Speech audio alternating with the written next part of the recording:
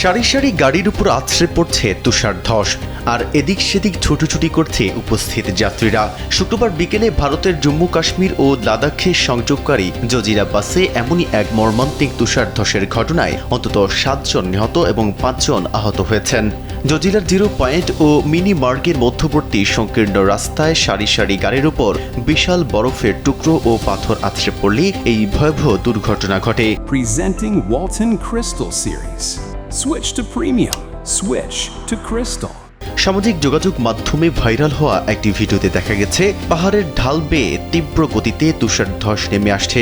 রাস্তা সরু হওয়ায় এবং যানজট থাকায় চালক বা যাত্রীরা নিরাপদ স্থানে সরে যাওয়ার কোনো সুযোগই পাননি। কয়েক সেকেন্ডের ব্যবধানে একাধিক যানবাহন পুরো বরফের নিচে সম্পূর্ণ চাপা পড়ে যায়।